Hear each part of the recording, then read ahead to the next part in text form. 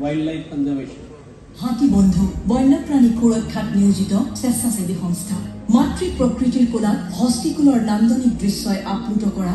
এডল হাতী প্ৰেমী মানুহ গজৰাজৰ বিচৰণ ভূমি মানুহৰ অহৈতুক প্ৰৱেশে ক্ষুব্ধ কৰা গজৰাজৰ খাদ্যৰ সন্ধান আৰু মানুহৰ দৈনন্দিনতাৰ সৈতে সংঘাত সাম্প্ৰতিক সময়ৰ এক অনাকাংক্ষিত দৃশ্য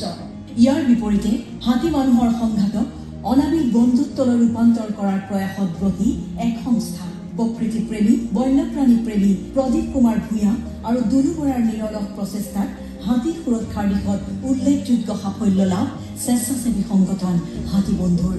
নেপিয়াৰ ঘাঁহ আৰু হাতীৰ প্ৰিয় খাদ্য বনৰীয়া ফলমূলৰ বৃক্ষৰোপণেৰে হস্তিকুলৰ খাদ্যৰ অভাৱ দূৰ কৰাৰ লগতে 2018 চনতে হাতী বন্ধুৱে আৰম্ভ কৰিছিল হাতীৰ বাস উপযোগী ভূমি অৰ্থাৎ এলিফেণ্ট হেভেন হেবিটেট এৰিয়া গঢ়ি তোলাৰ আন্দোলন হস্তি কৰিডৰ ৰূপে চিহ্নিত 130 একৰ অনাকৃষি ভূমি হাতীৰ বাবে প্ৰাকৃতিকভাৱে খাদ্যৰ উচ্চ সৃষ্টিৰ প্ৰয়াসত ব্ৰতী হৈ আছে হাতী বন্ধু মেঘনা ময়ূৰ হাজৰিকাৰ তত্ত্বাৱধানত প্ৰকৃতিপ্ৰেমীৰ সমৰ্পিত দলৰ কৰ্মভূমি নগাঁও কাৰ্বি আংলঙৰ সমীপৱৰ্তী ৰংহাংগাঁও ইয়াত সফলতাৰে উৎপাদন হৈছে নেপিয়াৰ ঘাঁহ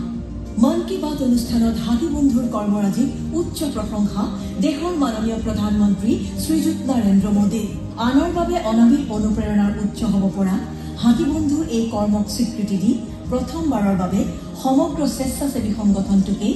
অসম গৌৰৱ ৰূপে অভিহিত কৰি সন্মান যচাৰ সিদ্ধান্ত লৈছে ৰাজ্য চৰকাৰে আৰু এই সিদ্ধান্ত লৈ ৰাজ্য চৰকাৰ পৰম আনন্দিত